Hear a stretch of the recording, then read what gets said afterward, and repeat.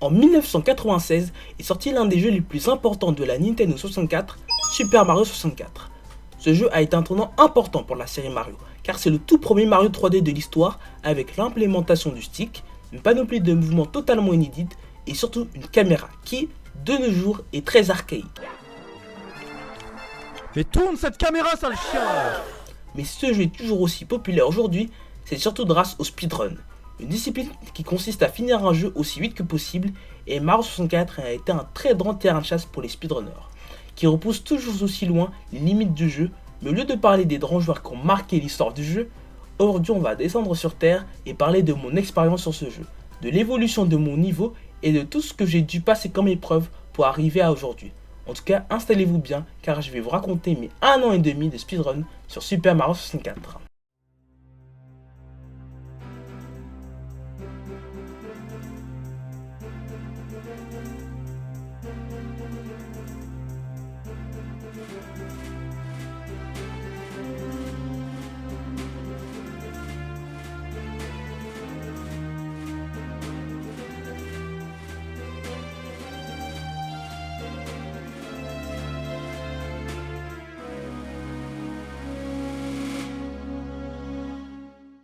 Mais avant toute chose, j'aimerais vous présenter un peu les speedruns du jeu.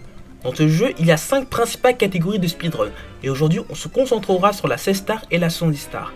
Et si je n'ai jamais présenté la 110 star dans cette vidéo, le début de mon parcours en 16 star a été abordé dans cette vidéo qui a pas mal vieilli. Mais elle n'est pas obligatoire pour comprendre celle que vous regardez, ne vous en faites pas. Et étant donné que la 110 star est plus facile à comprendre que la 16, vous comprendrez pourquoi, je vais commencer à vous raconter mon parcours en 70, puis ce sera la 16 qui clôturera la vidéo. Sur ce, commençons l'histoire qui débute en été 2023 avec mon objectif de sub-winner en 70 stars.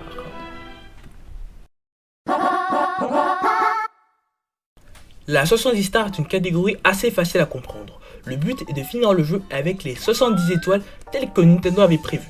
Et aucun bug pour skipper les portes du château n'est autorisé, comme le BLJ. Et si vous savez pas ce que c'est, ce n'est pas grave, on en reparlera plus tard dans la vidéo. Pour finir à la 70, on passe par quasiment tous les niveaux du jeu où on récupère plus ou moins d'étoiles. Mais ce n'est pas un let's play rapide la 70, hein. On utilise des stratégies de speedrunner pour aller bien plus vite et sauver pas mal de temps. Mais elles sont plutôt risquées, comme celle à Rainbow Ride car je pense que c'est assez visuel. Hein. Mais malgré tout ça, le 25 mai 2023, j'ai fini ma première run qui était un 1h14-18. Hein. Bon, c'était un torchon visuel avec une qualité vidéo antique et des erreurs préhistoriques. Mais un début est un début, hein. Et 3 minutes ont été sauvées avec un 1h11-32, qui était pas ouf hein, dans la deuxième partie de la run. En plus, j'avais foiré le sub 1h10, qui était free. Hein. Et le lendemain, j'enchaînais avec un 1h07-36, qui était assez bon pour l'époque, hein. Mais ça restait un gros sub 1h10, et malgré la longueur de la KT, je commençais vraiment à la kiffer. Vu que cela demande beaucoup de skill et de mental, et qu'il n'y a pas de bug de merde qui nique ta run, mais à partir de mon prochain drop PB, avec un 1h04-12, au début des grandes vacances, le sub 1 heure commençait à devenir de plus en plus réaliste, mais commencèrent les gros problèmes. Dans les 70 étoiles qu'on doit récupérer, il y a les 3 étoiles des 100 pièces, des étoiles spéciales qui spawnent quand on a 100 pièces, et qui ne fait pas sortir Mario du niveau, donc on peut les combiner avec d'autres étoiles, comme les pièces rouges, la course du pingouin ou les petits secrets. Ces étoiles peuvent tuer ta run si jamais tu loupes trop de pièces, et dans une course contre le pingouin, ou lorsque les pièces bougent aléatoirement, les runs sont mortes très souvent. Et la période d'or où les PB s'enchaînaient facilement était clairement finie. Mais j'ai réussi à rater 3 minutes sur le précédent PB, avec un 1h07-37 pas enregistré. Donc heureusement j'avais raté le sub 1 heure, car sinon j'aurais bien eu le démon. Hein. Mais la prochaine run avait un gros potentiel pour sub 1 heure. Mais c'est à partir de là que la terrible malédiction de la 3ème trou qui sera présente dans cette vidéo commence.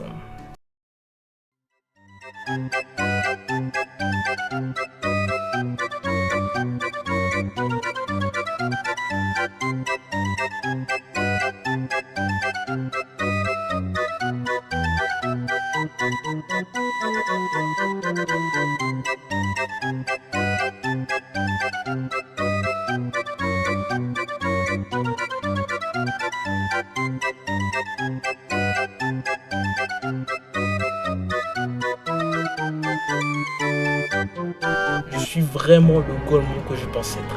Rater un 58 minutes en étant aussi proche, c'est vraiment moins 10 000 €. Mais le 1er août a été le jour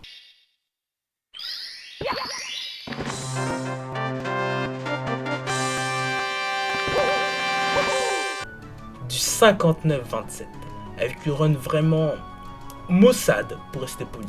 Mais bon, un sub-winner est un sub-winner, et on prend. Même si je vous avoue, j'avais envie de relancer des runs après pour faire mieux.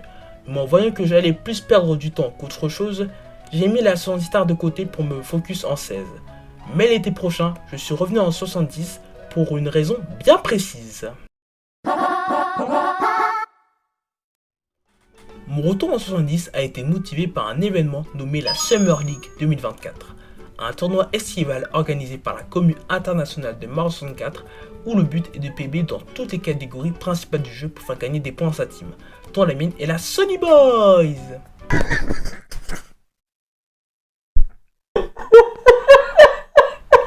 Après plus d'un an de 16 stars, autant vous dire que j'étais confiant pour PB en 70, car mon skill avait beaucoup évolué entre temps, sans vouloir flex bien sûr. Et mes attentes étaient confirmées car j'ai très vite PB avec un draw 57-53. Mais après, j'avais ralenti la 70 stars car vu qu'il fallait PB dans toutes les KT, je m'étais lancé dans la 1 star. La pire catégorie du jeu si on nommait l'immondice qu'elle a 0 et son DDD skip, qui pourrait être une source de dépression pour n'importe qui, ou son ultimate DDD skip qui pourrait faire perdre ton humanité. Et si vous comprenez rien à ce que je dis, c'est totalement normal, hein. Seuls les passionnés du jeu connaissent ces techniques occultes et horribles. Enfin bon, revenons en 1 star car je ne vous ai même pas expliqué ce que c'est. En gros, ça ressemble plus au Any%. Cette fois, on va faire directement les 3 niveaux de buzzer grâce à un bug qui se nomme le Belgique. J'en parlerai plus en détail quand on sera en 16 stars, mais en gros, cela permet de prendre beaucoup de vitesse et de passer à travers des portes ou l'escalier infini pour accéder à la fin du jeu. Il y a une porte vraiment chiante à passer et c'est cette merde qu'est le SBLJ. Un BLJ spécial qui permet de passer la porte des 30 étoiles. Va te faire foutre le SBLJ, hein. C'est tout ce que j'ai à dire, hein, car j'ai pas envie de dire le nombre de fois où j'avais envie d'abandonner cette catégorie à cause de ça. Mais le problème, c'est que ça rapporte beaucoup de points cette caté débile, hein, donc je suis obligé d'en faire. Et après pas mal de temps, le sub 9 et le 839 tombent. Et je pense que ma réaction vaut mieux que 1000 mots. Hein. Oh, quelle catégorie de merde. Quelle caté de merde, putain. Oh le bonheur. Oh le bonheur. C'est la pire caté du monde, je le dis. Avec ça, quelques points ont été rapportés pour mon équipe. D'ailleurs, pour la petite info, la Sony Boys a fini 11ème sur 42, ce qui est vraiment bien. Et surtout, on a battu l'autre team FR qui se nomme la Freddy Fast Team, qui a fini 16ème. Donc ratio à la Freddy Triste Team. Non, en vrai, désolé, vous avez bien joué quand même. Mais malheureusement, le jour juste après la fin de la ligue, j'ai réalisé un énorme PB en 70 stars qui aurait pu marquer énormément de points pour mon équipe. Et surtout...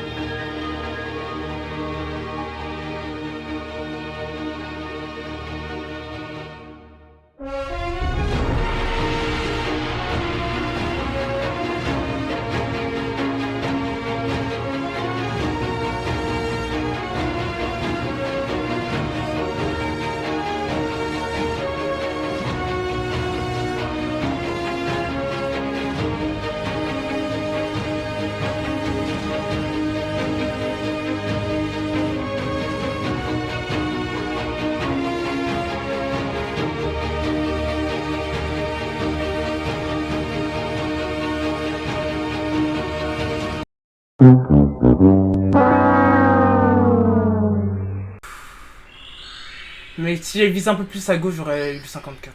Pas grave. Ah, c'était 55-28. Mais oh là là là là. Skip 56. Bon, en vrai, je suis content, ouais, mais... Damn, je pouvais 54, frère. Bref, pas grave. Au moins, j'ai réussi à faire un drop PB. Dire que je fais exprès, hein, mais je vous jure que bien faire les lancers de Bowser après 55 minutes de concentration, c'est pas évident. Et surtout, c'est confirmé, je peux faire le 54. Mais pour l'instant, je m'arrête un peu en 70 stars. Avec la rentrée, le championnat 16 stars où je dois tryhard contre des monstres, la vidéo que je suis en train de faire, j'ai trouvé ça plus sage de m'arrêter un peu pour me concentrer sur tout ça. Mais c'était pas la fin de la vidéo, hein, car pendant cette année 170, j'ai fait beaucoup de 16 stars. Et je pense qu'il est temps de vous parler de mon arc du sub 18 juste avant 2024. Retour en septembre 2023, un mois après mon sub winner en 70 stars. Malgré que ce soit la rentrée des cours, j'avais envie de reprendre la 16 stars, la catégorie la plus populaire de Mario 64, où le but est de finir le jeu avec 16 étoiles en utilisant des draw bugs. Le Mims Clip qui permet de passer à travers des portes et d'accéder à Tox et le deuxième niveau de Bowser qui sont obligatoires, et le mythique BLJ ou Backward Long Jump qui permet à Mario de prendre une énorme quantité de vitesse sur les escaliers, les pentes et les ascenseurs, et de skipper la porte 50 étoiles et l'escalier infini qui demande d'avoir 70 étoiles. Sans ces deux-là, la 16 star n'existerait pas, et il est obligatoire de savoir les faire assez vite quand on a un 1844, qui était mon PB sur cette catégorie avant que je ne sois lancé en 70 stars. Mais pour accomplir mon objectif qui était de sub 18, donc de sauver 45 secondes sur mon PB, jouer normalement ne suffit plus, car il fallait que j'améliore mes strats pour gagner des secondes qui, petit à petit, vont me permettre de réaliser le 17. Mais il y a une chose qui m'avait pas manqué pendant cette période sans la 16, c'est le BLJ. En apparence il a l'air simple, hein, c'est juste spammer A. Mais non, ce n'est pas juste appuyer sur A. Hein. Il y a un rythme de machine très précis à suivre et c'est humainement impossible à maîtriser. Donc des fois tu passes bien, des fois tu rates, hein, et ça peut rater pendant longtemps. Et ça m'a détruit le moral. Hein. Mais un PB est arrivé après un mois de fit avec un 1836 hein, qui marque définitivement mon retour sur cette catégorie de mort. Et après arrive cette run. Excellent début qui pouvait réaliser le sub 18. Très bon BLJ. Et il est arrivé ce qui arriva.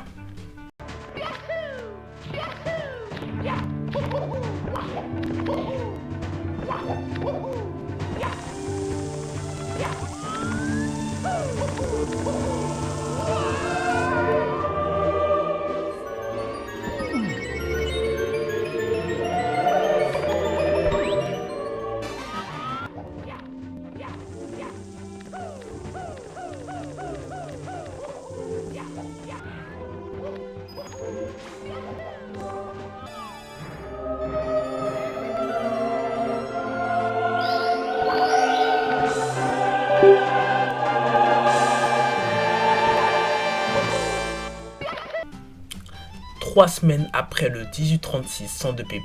Et imaginez rater une run qui pouvait sub 18 comme ça. Imaginez ma décomposition et mon envie de partir en dépression sous mes docks. Même si ça reste un PB, le seum était à son paroxysme et j'avais plus envie de rien. Et comme prévu, les runs ratés s'enchaînaient. Jusqu'à Noël. Hein. Étant donné que j'étais en vacances de fin d'année, je me suis bien plus mis à tryhard. Et je sentais une chose, que j'avais la possibilité de sub 18 sans trop de soucis. Que mon niveau et ma régularité ont assez bien augmenté pour me laisser penser ça. Et cela se confirmera avec un PB juste avant le 25 décembre qui est un 1808. Qui aurait pu clairement 17 hein, si j'avais pas troll au niveau de lave de Bowser. Mais le 27 a été mon cadeau car malgré des vilains BLJ, je réussissais à...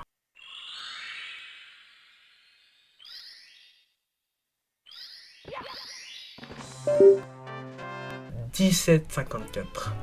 3 mois après mon retour en 16 stars, le sub 18 est finalement tombé. Mais je vous l'annonce maintenant, on n'était qu'à la moitié de mon véritable objectif en 16 stars, qui était le sub 17. Une grosse barrière à passer, car le skill demandé entre le sub 18 et le sub 18 est énorme. Mais je vais essayer de le faire, et c'est à partir de là que commence ma quête du sub 17. L'année 2024 commençait et je m'étais inscrit au Championships, un tournoi francophone où les joueurs s'affrontent en 16 stars.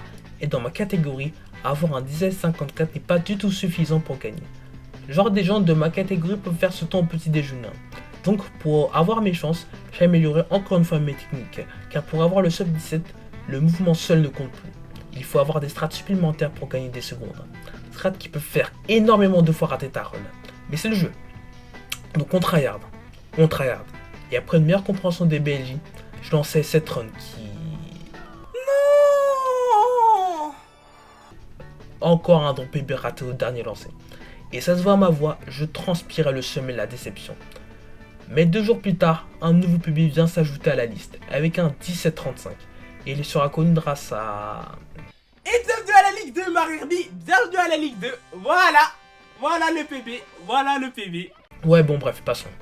En tout cas, je suis retenu en Ligue 2, comme vous l'avez probablement entendu. Et j'ai plus de raison de tryhard vu que j'ai plus la pression de passer en Ligue 3. Donc je lance des runs un peu à l'arrache, en mode m'en fous. Mais malgré ça, en une soirée j'ai 17-32 puis 17-25. La run était très mid à partir du milieu. Mais bon, PB is the PB. Et on prend quand même. Je dirais pas comme ça, mais il restait 26 secondes qui me séparaient d'un 16 minutes. Mais sauver ces dites 26 secondes risque d'être dur, car cela me demandait une énorme régularité dans mes mouvements, que les strats difficiles passent et que le Belgique dise oui. Donc plein de runs sont dead. Mais plus d'un mois plus tard, sort cette run.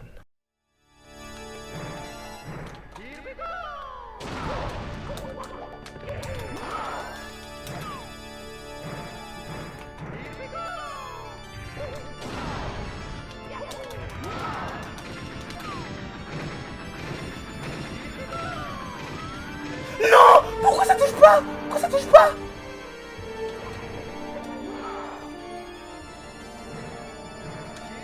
Non, mes frères. Non. Mais j'avais tellement la pace. Mais... Oh frère. La voix du désespoir, la voix de la tristesse. Même en regardant ça aujourd'hui, j'ai énormément de peine pour le Marirbi du 17-21. Je pouvais faire environ un 16-57, donc un PB de presque 30 secondes aurait pu être réalisé. Mais je suis trop nul au trop dur de bien viser avec autant de pression. Et même si un PB est un PB, là ça fait mal. Rater la run de ta vie sur ça, n'importe quel speedrunner peut me comprendre, ça dégoûte. Mais ce qui est le plus chiant, c'est pas ça, mais surtout de re-avoir une run comme ça. Car comme avec le 18-23, il y a les Belges qui vont faire chier. Mais surtout le début et fin de run qui sont bien plus punitifs qu'avant. Donc le nombre de resets augmente et augmente. Mais l'été 2024 arriva et vint avec lui la Summer League. J'en ai déjà parlé en 70 stars, mais cette fois on est en 16 stars. Et cet événement poussa encore plus mes limites de me dépasser. Donc tous les jours, je lançais 3 heures de run minimum pour tenter de sub 10 F7. Et ça rate, ça foire, et ça recommence. Mais comme dirait quelqu'un, bats-toi. Donc je me suis donné à fond pour ma team, les Sony Boys, car je savais qu'un PB pouvait ramener beaucoup de points. Donc je me bats contre Dark World, contre le MIPS et le Belgique. Et un mois plus tard, le 14 juillet, est arrivé ce qui arrive.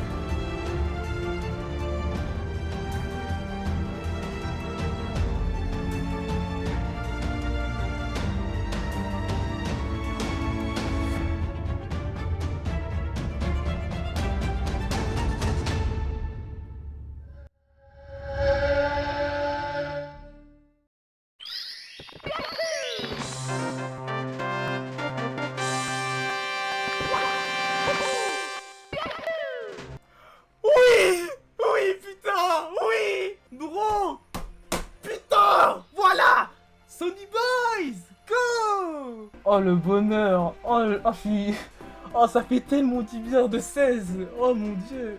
Pour que je sois content, comme ça, faut que je monte l'Everest. Ok Inox, ok Inox. Vous connaissez le sentiment de satisfaction lorsque vous réussissez une épreuve qui vous paraissait impossible? Et bah j'ai eu exactement ça lorsque j'ai réussi et ma réaction le montrait totalement.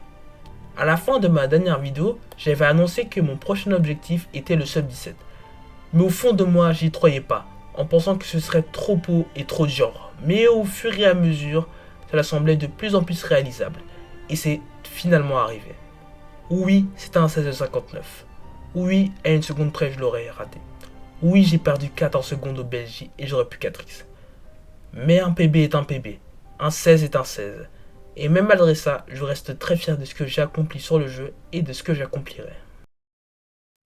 Au moment où je fais la voix off de cette vidéo, le 55-28 et le 16-59 sont mes deux PB sur Mario 64. Mais peut-être entre temps j'aurais fait un nouveau PB, ou peut-être j'aurais rien foutu, je sais pas. Mais en tout cas, sachez que mon aventure sur ce jeu est loin d'être terminée. Un jour sortira une partie 3 racontant mon parcours pour le 52 en 70 et le 15, je sais pas. Car le niveau de jeu entre le 16 et le 15 n'a rien à voir. Mais j'avais dit la même chose pour le 18 et le 16 et j'ai réussi à sub 17. Donc peut-être qu'un jour il arrivera. Mais en tout cas, merci de m'avoir écouté durant la vidéo. À partir d'aujourd'hui, je vais essayer de reprendre réellement les vidéos et je vous l'annonce déjà, en fin décembre sortira une vidéo sur un jeu hors Mario. Et si vous voulez avoir plus de news, rejoignez mon serveur Discord. Ici vous pouvez discuter de speedrun et avoir des news exclusives. Mais si vous voulez vous lancer dans le speedrun de Super Mario 64, il y a le Discord FR dédié au jeu avec toutes les ressources pour se lancer. Mais surtout, c'est très important ce que je vais vous dire, ne vous comparez pas aux autres. Le speedrun est surtout un chemin pour l'amélioration et le tryhard pendant des heures, pas pour se comparer aux top runners. En tout cas, sur ces belles paroles, je vous laisse. Passez une bonne journée et bye bye!